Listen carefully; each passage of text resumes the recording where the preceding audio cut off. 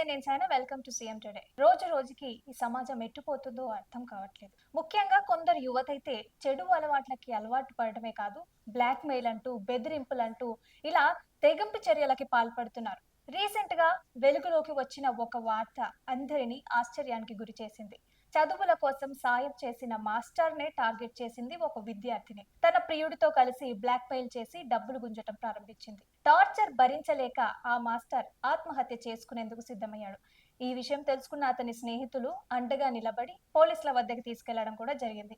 అయితే వాళ్ళందరూ కలిసి ప్లాన్ చేసి స్టూడెంట్ ని, ఆమె ప్రియుడిని రెడ్ హ్యాండెడ్ గా పట్టుకున్నారు. ఈ నగరంలో ఓ పోలీస్ స్టేషన్ పరిధిలో కొన్నాళ్లుగా జరుగుతున్న ఈ వ్యవహారం మంగళవారం క్లైమాక్స్ కి చేరుకుంది.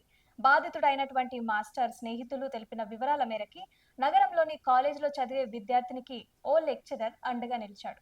కొన్నేళ్ల నుంచి ఆర్థిక సాయం చేస్తున్నారు. అలాగే మంచిగా చదువుకునేందుకు పలు సూచనలు కూడా ఇవ్వడం జరిగింది. అయితే ఫీజు కట్టేందుకు ఇబ్బందిగా ఉందని చెప్పుకోవటం వల్ల మాస్టారు 25,000 ఇచ్చి సహాయం చేశారు.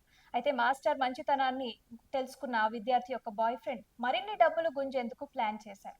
దీనికోసం సానుభూతి కోణాన్నే కాకుండా బ్లాక్‌మెయిల్ చేయడాన్ని ఇద్దరు నిర్ణయించుకున్నారు. ఆ లెక్చరర్‌కి ఫోన్ చేసిన విద్యార్థిని బాయ్ ఫ్రెండ్ అసభ్యంగా ప్రవర్తిస్తున్నారట, వేధిస్తున్నారంట అని బెదిరించాడు. తానలాంటి వాడిని కాదని లెక్చరర్ చెప్పటం వల్ల గర్ల్ ఫ్రెండ్‌ని కూడా కాన్ఫరెన్స్‌లోకి తీసుకొని ప్లాన్ ప్రకారం ఆరోపణలు చేయించారు.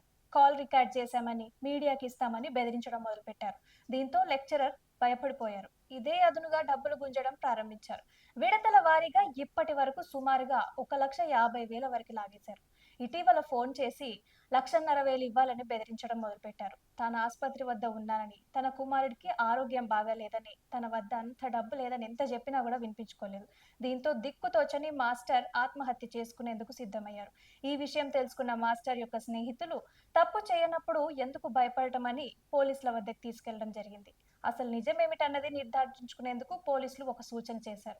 అడిగిన డబ్బులైతే ఇస్తామని పిలిచి, డబ్బులివ్వండి, మేము వచ్చి పట్టుకుంటామని బాధితుడైనటువంటి ఆ యొక్క మాస్టర్‌కి అయితే పోలీసులు సూచించడం జరిగింది.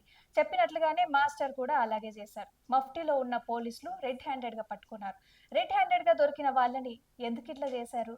సాయం చేసిన గురువుకే పంగనామాలు పెడతారా అని పోలీసులు నిలదీస్తే, సార్ మీకు ఫిర్యాదు చేస్తారని మేము ఎక్స్‌పెక్ట్ చేయలేదు సార్ అన్నదట ఆ శిష్యురాలు. ఇదే విషయం మీద పోలీసులు విచారిస్తున్నారు కానీ జరిగిన సంఘటనని మాత్రం ధృవీకరించడం లేదు.